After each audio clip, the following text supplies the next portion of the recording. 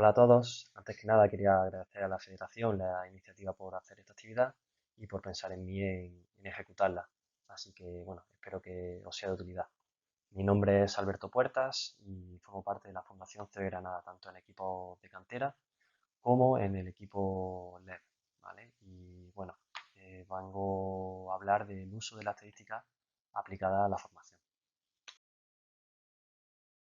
Lo primero de todo, ¿qué es la estadística? Bueno, para mí es una forma diferente de medir lo que pasa a lo largo de un periodo de tiempo, ya sea un partido, un entrenamiento, una temporada, ¿vale? Y yendo un paso más hacia la estadística avanzada, pues sería la transformación de esos datos que obtenemos en función de lo que queramos medir. Desde este punto es donde mayor volumen de trabajo realizamos en el equipo LED, ¿sí? Esa transformación de datos a través de la herramienta Excel con la que obtenemos pues, los valores de toda la liga, ¿sí? Tanto de equipos rivales con sus jugadores que utilizamos semanalmente en la preparación de partidos, como los datos de nuestro equipo, que finalmente pues, contextualizamos y plasmamos en una serie de informes en las que detallamos básicamente nuestras impresiones. ¿Sí? Es importante destacar que este tipo de análisis, ¿sí?, no sustituye a otros métodos, como puede ser el vídeo, sino que se complementan unos con otros. Por ejemplo, en este tipo de informe pues destacamos valores individuales de los rivales, ¿sí? Tanto de estadística tradicional como de estadística avanzada, en el que, por ejemplo, aquí aparece el uso o distintos ratios y añadimos siempre una breve descripción de ese jugador, ¿sí? Este tipo de informe solo compartimos entre el staff porque, dado que disponemos una gran cantidad de datos, hay que ser selectivo con qué información se le transmite a los jugadores, que ya tienen bastante con el vídeo, con el entrenamiento, toda esa información es ya bastante elevada y no debemos de sobreinformarlo. Pero ¿qué podemos hacer nosotros con nuestro equipo? Bueno, voy a intentar lanzar unas cuantas ideas que os puedan ser útiles, ¿vale? Podemos hacer muchas cosas con nuestro equipo, sí, pero antes de nada creo que debemos respondernos a estas cuatro preguntas. Y nosotros como formadores creo que lo primero que deberíamos plantearnos sería el qué usamos y qué finalidad le vamos a dar a los datos. Y también es importante que nuestros jugadores sepan qué hacemos y por qué lo hacemos, ¿vale? Para darle valor añadido a ese trabajo. Así que a partir de aquí pues se nos abre un gran abanico de posibilidades dependiendo de los medios que tengamos cada uno. ¿Qué datos vamos a tomar? Bueno, pues hay muchos tipos de datos que podemos recopilar. En función de la finalidad que le vayamos a dar, pues usaremos uno u otro. Y aquí pongo varias opciones, ¿vale? Datos tradicionales, datos de esfuerzo o actividad tanto en ataque como en defensa, datos de juego. Al final, cada uno tendrá que buscar aquellos datos que se ajuste a lo que él quiere y siempre que se puedan medir esos datos de una forma objetiva.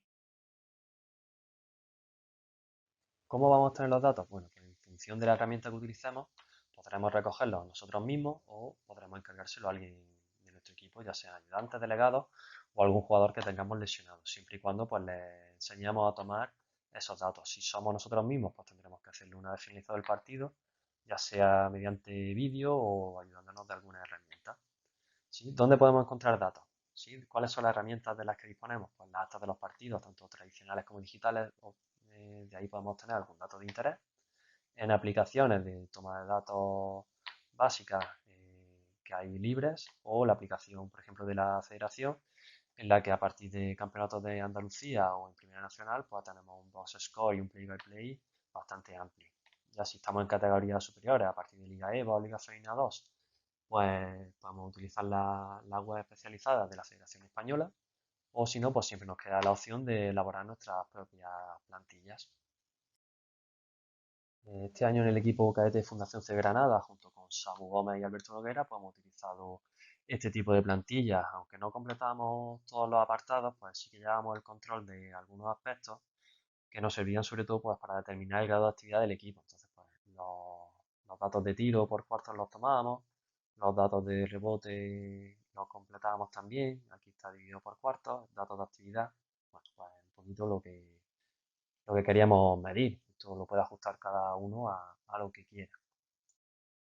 ¿En qué contexto vamos a medir los datos? Bueno, cuando hablamos de contexto, en nuestro caso, pues sería todo aquello que rodea a los datos. Y es necesario conocerlo, ¿vale? Para ser capaces de interpretarlos de la mejor forma posible. En función de ese contexto en el que miramos los datos, pues nos encontraremos con distintos escenarios para un mismo valor.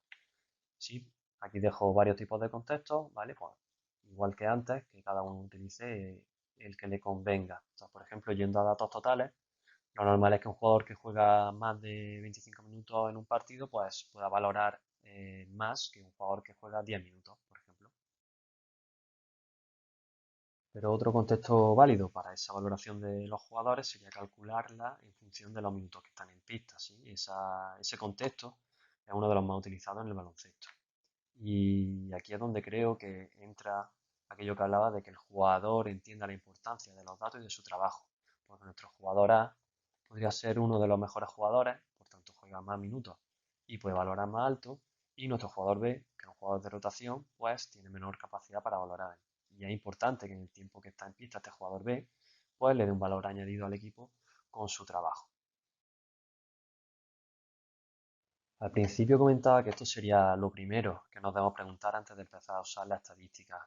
Entiendo que siempre que usemos los datos para la mejora del colectivo y consigamos integrarlo tanto en entrenamientos como en partidos, pues añadirá un valor importante a la calidad de nuestro trabajo y de nuestro grupo. Pero poco más puedo aportar a la solución de esta pregunta. Bien, pues visto lo que podemos hacer con nuestro equipo, vamos a ver ahora un ejemplo de lo que hemos hablado. Sí, en este caso queremos hacer un seguimiento del rebote ofensivo de nuestro equipo y para ello pues determinamos los distintos ítems. ¿Sí? El uso finalidad, pues comprobar la actividad de los jugadores con respecto al rebote ofensivo. Vamos a tomar estos datos que lo hizo nuestro delegado de equipo, Alberto Noguera, y este es el contexto que vamos a utilizar. ¿De acuerdo? Solo tuvimos datos de partidos de Liga Junior de noviembre de 2019 y los partidos ajustados de Liga Cadete de ese mismo periodo de tiempo, ¿vale? Para hacer esta tabla. Bien, pues aquí tenemos los datos recopilados de esos partidos, ¿vale? Con las medidas de rebotes cogidos y tocados de cada jugador, con sus minutos, que esto lo sacamos de la aplicación de la FAB, ¿sí? Y aunque, bueno, la muestra como máximo son 6 partidos, que es pequeña, bueno, para hacernos una idea nos puede valer. Sí, aquí también tenemos los rebotes defensivos de rival. Pues ahora con estos valores tenemos por un lado los totales del equipo, los promedios de cada jugador y además podemos transformar los datos básicos en estadística avanzada de porcentaje de rebote ofensivo. Aquí tenemos la fórmula que he utilizado en el porcentaje de rebote ofensivo cogido, que sería este.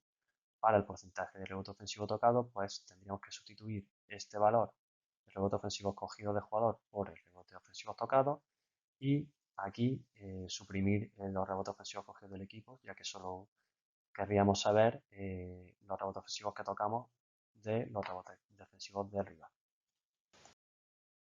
Sin entrar en mucho detalle, bueno, pues aquí vemos que el jugador número 15 es uno de los 3 jugadores que menos rebotes ofensivos coge, sin embargo es el que más rebote ofensivo toca, sin ser uno de los jugadores que más tiempo disfruta en pista. Entonces eso nos puede indicar que su grado de actividad con respecto al rebote ofensivo es bastante alto, ¿sí? Este 16 por encima de este 12 implica probablemente que su grado de actividad pues, sea bastante elevado. En el lado contrario, nuestro jugador número 6, jugando un poquito más que este jugador número 15, pues es del que menos rebotes coge y uno de los que menos rebotes ofensivos toca. Entonces podríamos ver que su nivel de actividad con respecto al equipo pues, es muy baja. Por último, nuestro jugador número 14, siendo un jugador exterior del equipo, pues tiene un nivel de actividad el más alto del equipo, ¿sí? Quedándose incluso por encima de nuestros jugadores más grandes físicamente como son el número 8 y el número 2. Sí, entonces esto indica que su nivel de actividad es muy, muy alto, ¿vale?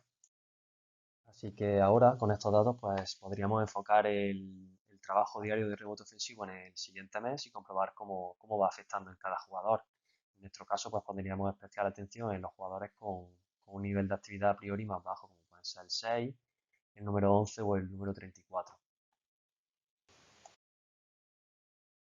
Con esto acabo. Espero haber despertado en alguien la ganas de usar la estadística en su equipo y así seguir haciendo crecer a nuestros equipos aquí en la provincia. Así que, bueno, si alguien tuviese alguna duda, pues podemos comentarla sin ningún problema. Cuidaros mucho, un abrazo y espero veros pronto.